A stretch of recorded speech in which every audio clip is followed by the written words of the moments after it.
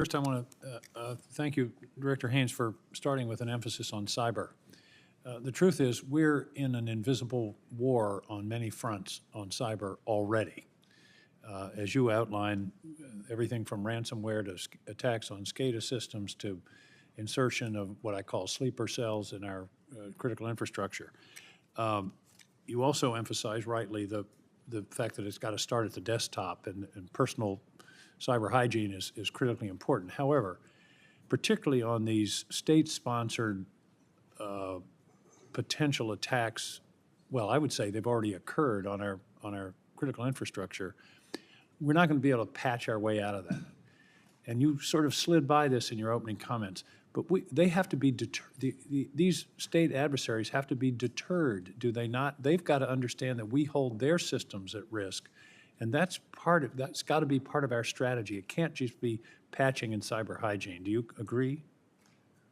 I do. I think that the deterrence doesn't necessarily have to be about holding their systems at risk from a cyber perspective alone. It's part of an integrated strategy. That's right, but they have to feel yes, that they have something at risk and that there will be costs imposed if they move in this direction. Otherwise, it's a low-cost kind of warfare that to which we're very vulnerable. Yeah.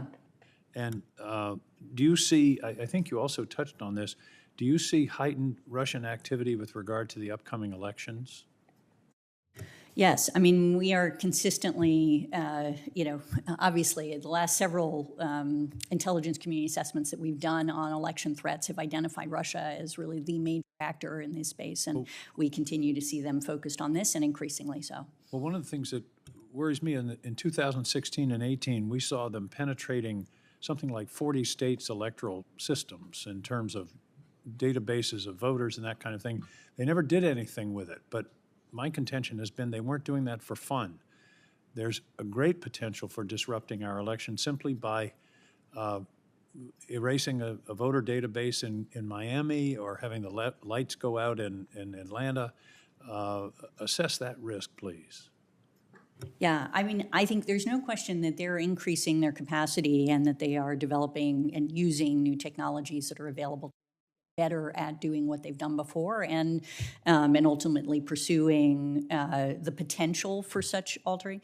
As you say, though, they haven't done it, and what I'd also say is that, I agree with General Nakasone before he left indicated that he thought we were never better prepared to actually defend our election security infrastructure. And I think, honestly, the intelligence community, and in particular NSA and others, have really done tremendous work in this area, and Cybercom is consistently engaged in both defensive and offensive work in this area to try to protect. General Nakasone coined the term defend forward, which we all know what that meant. Yeah.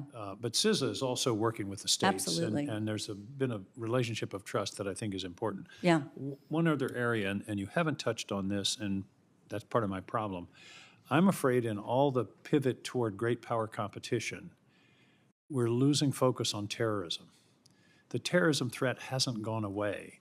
And in terms of great power competition, deterrence is an important factor. But when you're talking about terrorism, deterrence isn't really a factor. They don't have a capital city that is at risk. They don't care about dying.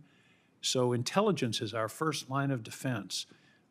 Reassure me that the intelligence community isn't losing focus on terrorism because we're just, 3 or 4 guys with a malintent can do an awful lot of damage in our country.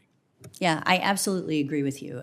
This is a critical issue. It's a growing issue in many respects, and it is one that we are absolutely focused on, and we can talk further in, obviously, closed session about some of the things we're doing in that area. I just hope that we don't lose that focus because, again, we tend to shift. We had 9/11 and terrorism was everything for 15 or 20 years. Now it's all about China and Russia, and I just don't want to lose that focus. Final question. I recently finished a book about the KGB. The KGB is essentially paranoid organization. They believe that the West is out to get them. And Putin came out of the KGB. How do we convince Putin that NATO is not an aggressive entity? We don't want to invade Russia. Nobody wants to invade Russia. We just want to protect the borders of Europe as they have existed since World War II. Do you agree with me that Putin really believes that that NATO is winding up to somehow invade or otherwise violate the sovereignty of Russia. Yes, I do agree with you that there's a certain paranoia associated with this, and there is, as I indicated in my opening remarks, Putin really does believe that the security of his country is at risk on some level.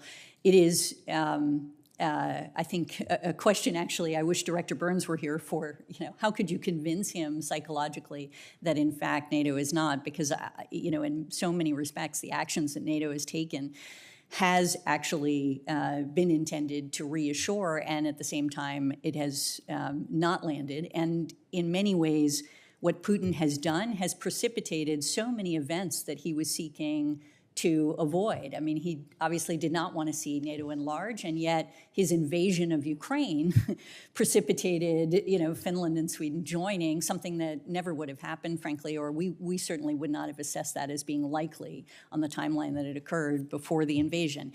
He's actually made it much harder to convince him of that because, there were a number of efforts in NATO to actually talk to Russia. He's provoked the very things he was worried about. Yeah, exactly. I'm sorry, my time is up. Please. Thank you very much, Director. Apologies. Thank you, Mr. Chairman.